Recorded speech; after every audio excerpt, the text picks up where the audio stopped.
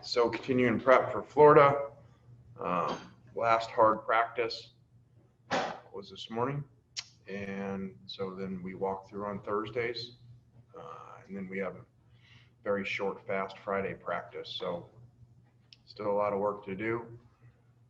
And still shuffling around a lot of people for potential scenarios throughout the season with COVID. So just trying everything to be prepared the best we can. Nick, start us off.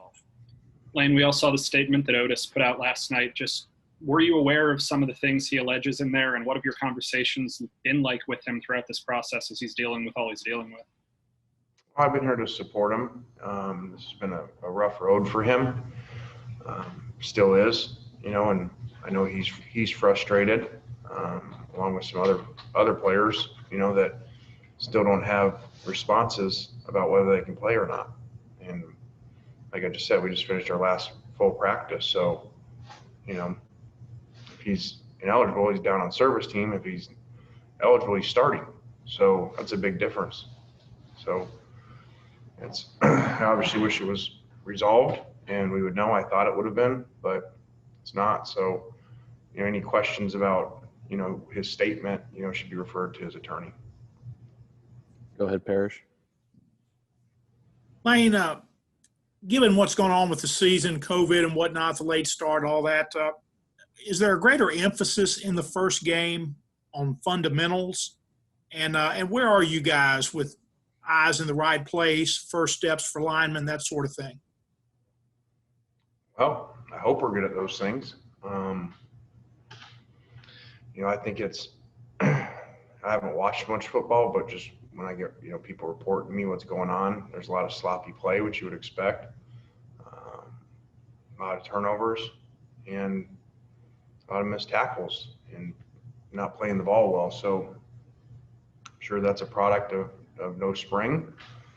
And so we're just doing the best we can. I got no idea what's going to happen Saturday, but we'll be there. I know that much. When you have a new staff and are installing new systems, does that give you less time to work on fundamentals? Sure. I've said all along, it's no secret and it's no excuse for first-year staffs, but this is not ideal by any means. I said before, had I been, still where I was at FAU, I wouldn't be very nervous because, you're returning for fourth year, and, the majority of your players you've already coached, you know what they do on game day, they know your expectations. So it is what it is. We'll go to Neil. Hey, Lane, I was wondering if you'd heard from the SEC yet about Dean Leonard. No, another thing where, be on service team for the whole year versus probably starting for us. So, that one's probably more frustrating because it's already there, and it's not a real complicated deal. He couldn't play. They didn't have football anymore. So, what was the kid supposed to do? Sit and not play football? So you would sure think that, he'd be able to play, just like the NCAA said he should. Jeremy Pruitt a few minutes ago was saying something kind of similar about his waiting to hear from the league about Cade Mays. Is there a time that you have to get? Do they have to give you an answer one way or the other, or can it just be left open-ended going into Saturday? I don't know that there's a rule about that. I know when it's a school, they have a certain number of days to respond, to something, but I don't know when it goes to the SEC. I do not know that. I've asked, every day, and I guess they're still working on it. Go back to Nick. Lane, you talked about moving some pieces around. I noticed on the roster that you guys have moved Grant Tisdale and Cade Renfro to receiver. Can you talk about what went into that and just kind of why you need those guys there instead of quarterback? Yeah, again, like I said at the beginning, we're just preparing for every possible scenario that you could have. We're very fortunate right now. I know we tested again this morning, so we'll have those back tomorrow.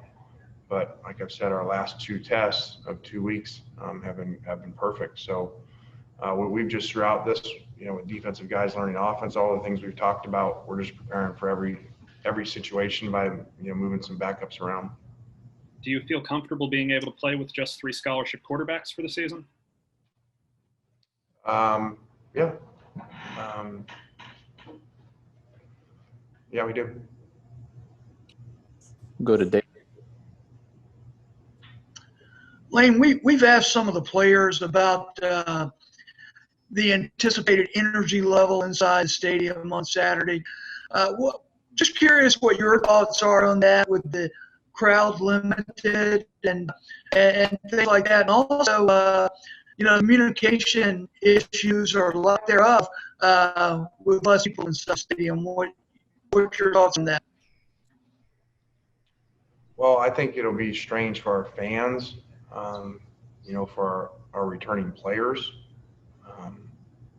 I kind of joked the other day, but really I've just spent 3 years at Conference USA, so I've been kind of used to social distancing crowds at a lot of places. So I don't think it'll be that strange for me.